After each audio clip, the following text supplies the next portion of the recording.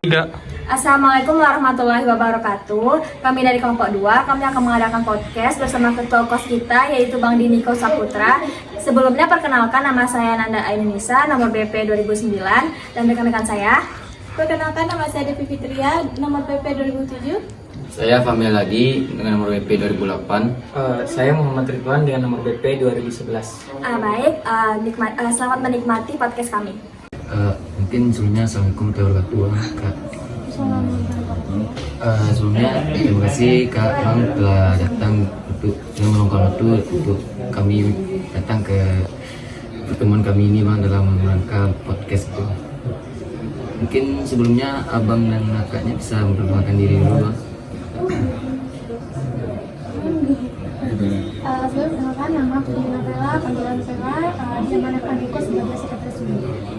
Baik, perkenalkan nama Niko Saputra, panggilan Niko, jurusan PPB angkatan 18, diamanahkan menjadi ketua umum KOS. Mungkin saya mau nanya mungkin pertama dulu tentang keseharian Abang apa aja gitu. Mungkin rasa sekarang ini kesehariannya itu seperti biasa. Mungkin kalau angkatan 18 ya banyak dengan proposal, banyak yang penelitian juga, dan banyak yang ngurus skripsinya gitu. Jadi kesibukan Abang, kenapa Abang milih sebagai ketua KOS gitu? Kenapa nggak ketua? Sebenarnya kalau bisa dibilang ini nggak dipilih gitu, akan tetapi orang yang memilih kita yang menjadi kita diamanahkan menjadi ketua KOS. Dan untuk menjadi ketua KOS pun dulu nggak ada niat sekalipun untuk menjadi ketua KOS, akan tetapi dari petinggi-petinggi atau dari rekan-rekan yang lain yang mempercayai saya sebagai ibarat itu pemimpin lah gitu. Kalau dari kakaknya, saya dan kakak. Sama, mungkin nama Niko karena udah tahun akhir itu ya kesibukannya udah nggak ada jadwal kuliah lagi, tapi disibukkan dengan penelitian, disibukkan dengan organisasi juga, disibukkan dengan skripsi. Terus bagaimana cara dari Bani untuk mendisiplinkan waktunya? Karena kan udah aktif.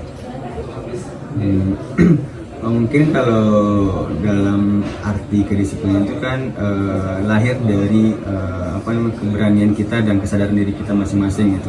Apakah diri kita sudah sadar akan keadaan saat sekarang ini dan kondisi kita pada tahun akhir ini ya seperti saat sekarang ini nggak ada kuliah dan ibaratnya itu kayak main-main aja gitu, dan kita harus berani keluar dari zona nyaman kita untuk gimana sih cara kita ingin lulus cepat atau kita sebaliknya gitu, dan kita ingin cepat-cepat mensukseskan diri dan membahagiakan orang tua gitu.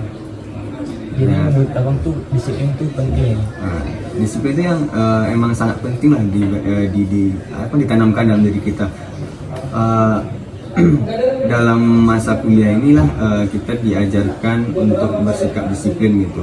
Dan dari awal pun, dari lahir pun kita sudah diajarkan oleh orang tua kita disiplin, dengan contohnya ya mengasih makan tepat waktu gitu, dan mengingatkan kita bangun pagi dan lain sebagainya. Dan itu pun akan terus berlanjut apabila kita sudah beranjak dewasa dan sudah bekerja, dan di bawah pengawasan orang lah, kita dituntut sangat dituntut untuk disiplin gitu. Mungkin kami menanya Abang kan ditunjuk sebagai ketua KOS ya Bang. Awalnya Abang ada kayak rasa ngeluh gitu Bang, atau kayak nyesal gitu jadi ketua, karena kan Abang udah angkatan 18, mungkin susah ngatur waktunya sama kuliah Bang juga, sama di ketua organisasi juga Bang.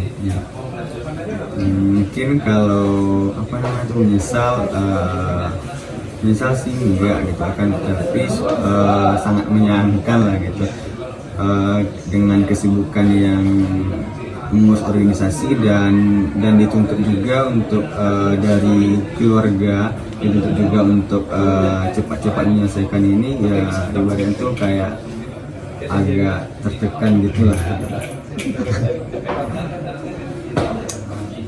Kalau dari kakaknya jadi sekretaris KOS, menurut kak gimana? Ada beban tersendiri sebagai kakak menjadi perkuliahan juga apa gimana? Jadi sekretaris juga sama-sama itu diamanahkan juga, kita tidak diberikan pilihan gitu ya untuk menjadi apa di kos. Dipilih berdasarkan mungkin dilihat dari kegiatan kita yang sebelumnya gitu.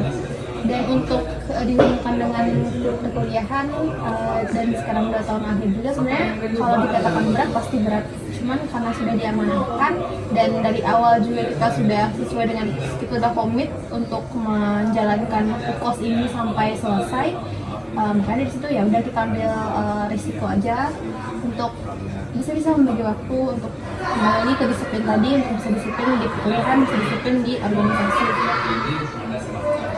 Kalau mau tanya bang, kan kalau dalam organisasi itu kan nggak mulus-mulus saja gitu bang, pasti ada kayak masalah apa aja, mungkin masalah yang mungkin paling besar mungkin yang pernah bang hadapi sama bang jadi ketua gitu. Mungkin kalau masalah terbesar itu ya masalah internal lah gitu, internal dalam kepengurusan. Contohnya bagaimana cara kita merangkul sesama rekan-rekan kita agar rekan-rekan kita tersebut tetap kembali loyal lah kepada organisasi gitu.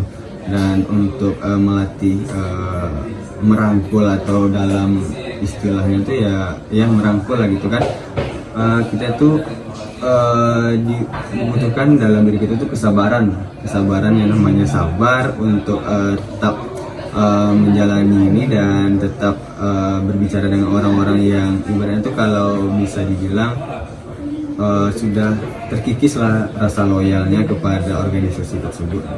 Dan apabila mereka sebelum dari ketua organisasi tersebut terjun ke bawah, itu kan ada namanya jalur komunikasi gitu. Jadi sebelum ketua yang terjun ke anggota-anggotanya, ada yang namanya kalau di UKOS sendiri ada yang namanya SDM gitu. Jadi SDM tersebut dulu yang menindaklanjutinya akan apabila tidak berhasil, mungkin pendekatan personal lah yang dilakukan oleh ketua gitu. Kalau dari kakak apa aja gitu kak, tips-tips yang bisa kakak lakuin buat latih diri lebih disiplin gitu kak? Sebenarnya kalau dari sekretaris itu memang dituntut untuk disiplin, karena kita butuh, kalau jadi sekretaris itu kita kan